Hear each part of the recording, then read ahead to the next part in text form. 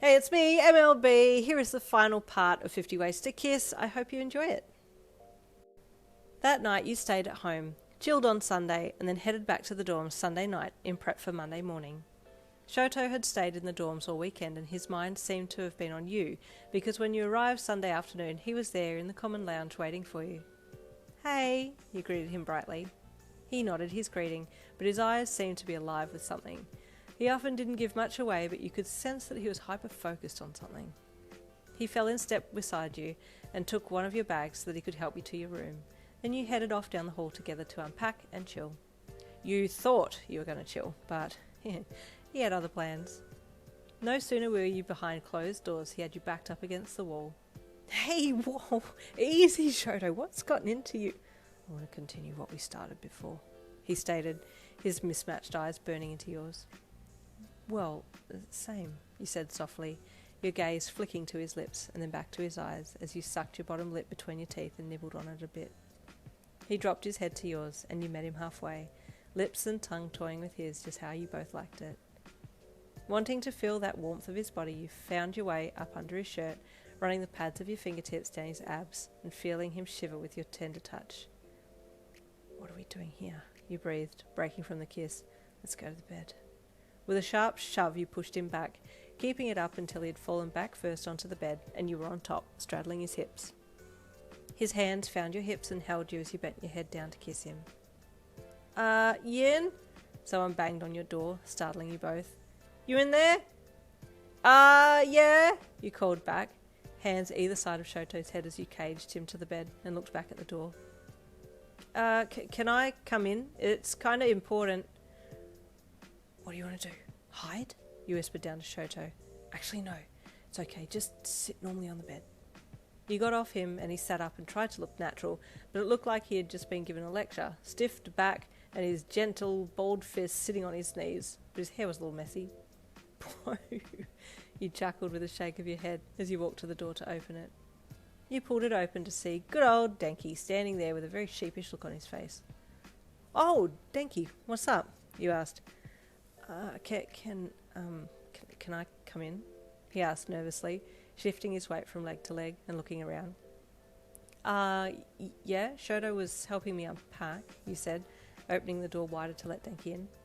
So, what's up? You asked as you followed the blonde back into your room and sat down again next to Shoto while Denki sat on your desk chair. He scratched the back of his neck and avoided eye contact and you waited for him to start. See, I, well... He pulled the collar of his shirt down and there was a massive circular hickey there. Whoa! You exclaimed. What happened? I'd, rather not talk about it, but, how did you get rid of yours so quickly? Can you help me get rid of this? What's it from? You asked again, getting off the bed to take a closer look. There was something, he mumbled. It's pretty round. Did you use a vacuum cleaner or something? You joked. Judging by the way he cringed a little, you knew that you had hit the nail on the head in one guess. No, you said with disbelief. Really? Yeah, I wanted to see what it would feel like, he admitted, keeping his eyes off you and Shoto. Oh, Denki, you chuckled sympathetically. But I don't want people to see because it definitely looks like I've used a vacuum cleaner. You spluttered a bit, but held it in as best you could. Dude, why? I just want a girl. He let out a long sigh. Even Todoroki's getting some and I'm here single Pringle, bro. It's not fair. But you shouldn't compare yourself with Shoto, you said gently. You don't need to be trying to compete with others. Just do you.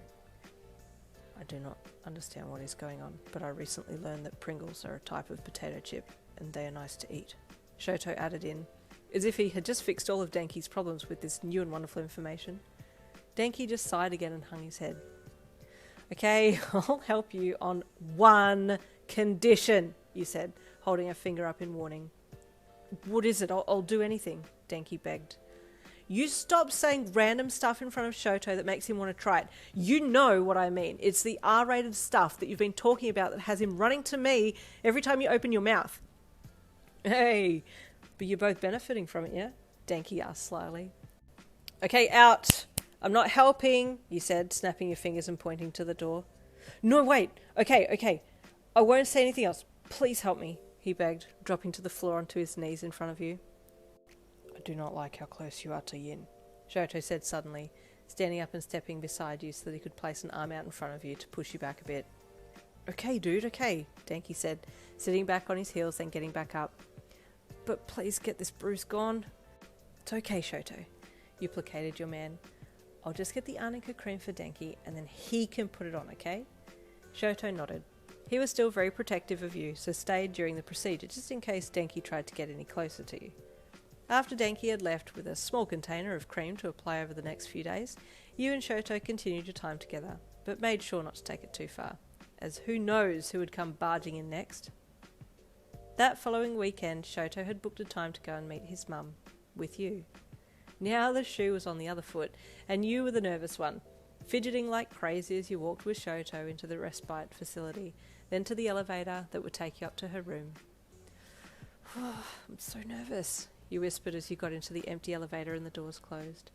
Suddenly Shoto had you pinned to the wall, and you started making out furiously, kissing like it was the last time that you'd ever get to see each other.